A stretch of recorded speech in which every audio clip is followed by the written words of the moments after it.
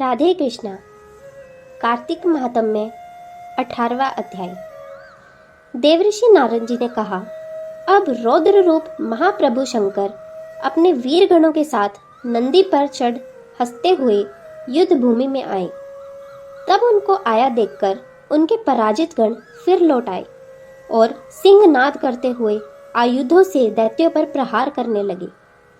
भीषण रूपधारी रुद्र को देख दैत्य भागने लगे। तब युद्ध में अपने दैत्यों को पराभव होते देख जलंधर हजारों बाण छोड़ता हुआ भगवान शंकर की ओर दौड़ा। उसके शुंभ निशुंभ आदि वीर भी क्रोध से अपने होठों को काटते हुए भगवान शंकर की ओर दौड़े। इतने में भगवान शंकर ने जलंधर के सब बाण जालों को काटकर अपने गणों को निर्भय करके अपने अन्य बाणों की आंधी से दैत्यों को पीड़ित कर दिया। खड़गोरमा नामक दैत्य को अपने फरसे में मार डाला। बलाहक का भी सिर काट दिया। धस्मर की भी मारा गया और शिवगण चिशिखा ने प्रचंड नामक दैत्य का सिर काट डाला। किसी को शिवजी के बैल ने मारा और कई उनके बाणों द्वारा मारे गए। यह देखकर जलंधर अपने शुंभ आदि दैत्यों को धिक्कारने लगा और भयभीतों को धैर्य देने लगा, पर किसी प्रकार भी भयग्रस्त दैत्य दोबारा युद्ध भूमि में आने को तैयार न हुए। दैत्य सेना ने पलायन किया। तब महाक्रुद्ध जलंधर शिवजी को अपनी ओर ललकारने लगा।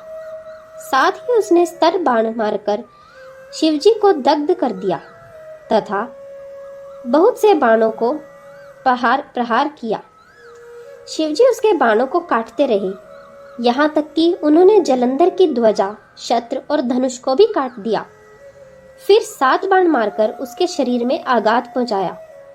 धनुष के कट जाने से जलंधर ने एक प्रचंड मान मारकर उसकी गदा के टुकड़े टुकड़े कर दिए।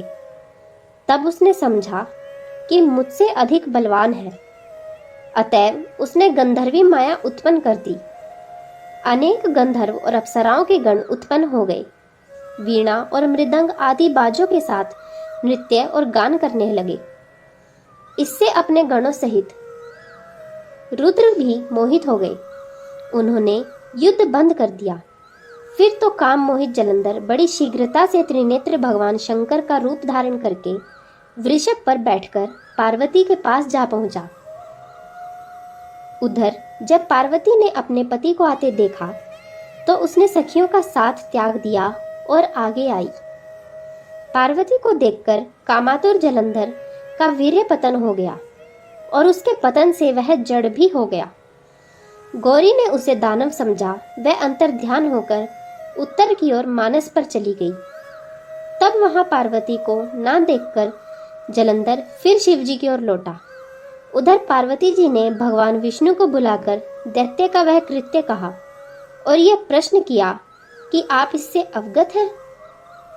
भगवान विष्णु ने हाथ जोड़कर और सिर नवाकर उत्तर दिया, आपकी कृपा से मुझे सब कुछ ज्ञात है। हे माता, जो आज्ञा हो पालन करूंगा। जगत माता ने विष्णु जी से कहा, उस दैत्य ने जो मार्ग खोला है उसका अनुसरण उचित है। मैं तुम्हें आज्ञा देती हूँ कि तुम जाकर उसकी स्त्री का पतिव्रत भ्रष्ट करो। वह दैत्य तभी मरेगा। पार्वती जी की यह आज्ञा पाते ही भगवान विष्णु उसको शिरोधार्य कर छल करने के लिए जलंधर की नगर की ओर आ गए। राधे कृष्ण।